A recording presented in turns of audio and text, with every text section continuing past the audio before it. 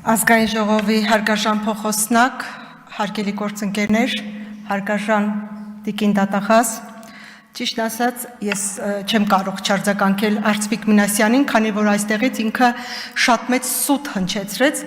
ասելով, թե իբրև Նիկոլ Փաշինյանն է մեղավոր մարտի 1-ի դեպքերի համար եւ քիչ էր մնում ասեր Նիկոլ Փաշինյանի ձեռքին էր Չերմուխա 7 զինատեսակը, որով որ իրենք կրակեցին Հայաստանի Հանրապետության քաղաքացիների վրա։ Սիրելի հայրենակիցներ,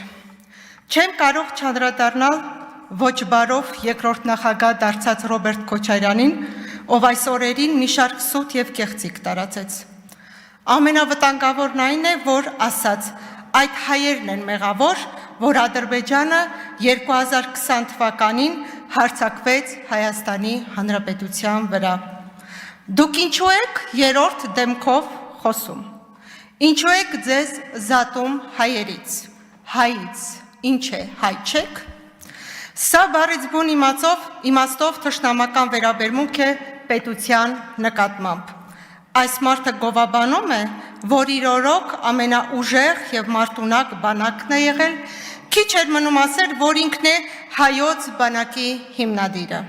Հպարտանում է, թե 60, 70, 80-ականների զենքերը լավն են։ Տեսեք, ինչ են անում Ուկրաինայում։ Այդ զենքերը ամենահուսալին են, չեն փչանում կամ հեշտ են նորոգվում։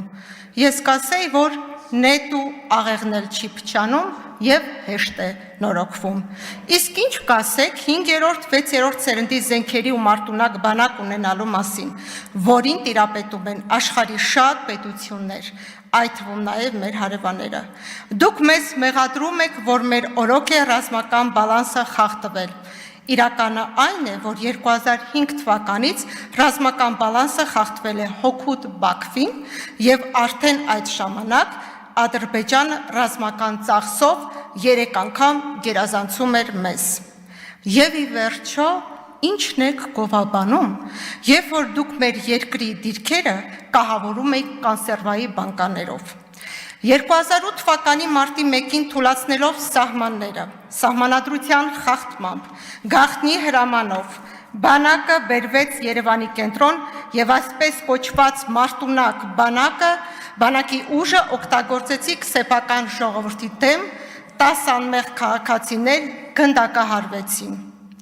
Ձեր մարտունակ բանակի նախարարներն ու շտաբի պետերը փախած են, որովհետև ինչպես շատ գեներալներ կանգնած են արդարադատության առաջ։ Դուք զինվորի հացն ու ջուրն եք գողացել, զինվորի շորն ու կոշիկն եք գողացել, զինտեխնիկայի արժեքավոր մասեր եւ բենզին եք թալանել, փողով զինվոր եք ազատել։ Խոսում եք տնտեսությունից, որ տնտեսությունից եք խոսում, այն, որ գույք պարտքի դիմաց հանձնեցիք, դուք մեր ենթակառուցվածքները, գործարանները, պետության համար ռազմավարական նշանակության օբյեկտները ամբողջը հանձնեցիք, մարդկանց ունեզրկեցիք։ Ձեր կառավարման տարիներին հոկտեմբերի 27, 30-ից ավել քաղաքական սպանություններ են եղել, ընտրություններ եք կեղծել։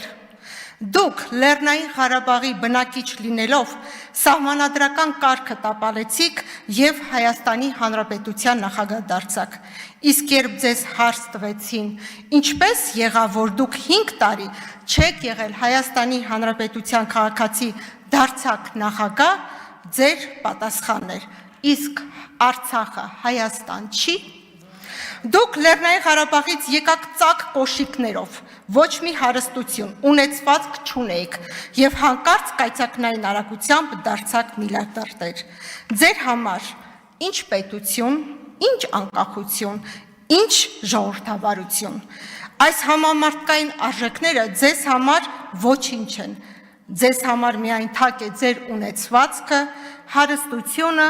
եւ այդ ամենը պահելու համար բաղձալի իշխանությունը, իսկ գեր նպատակը միութենական պետությունը, իսկ այդ ամենին հասնելու համար ամեն ինչի ունակ եք, թեկուս եւ մարդկանց արյան գնով, եւ այդ ամենը տեսել ու զգացել է մեր հասարակությունը իր մաշկի վրա, դրա համար էլ ձեզ երբեք չեն ների, չի հաշտվի եւ թույլ չի տա ձեր վերադարձը, ինչ դիմակ էր որ հագնեք։ Ում էլ ասպարեզ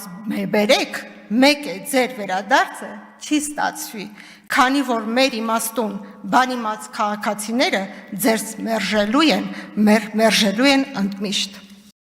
Չմոռանաք հավանել տեսանյութը և բաժանորդագրվել Civic AM-ի YouTube-յան էջին։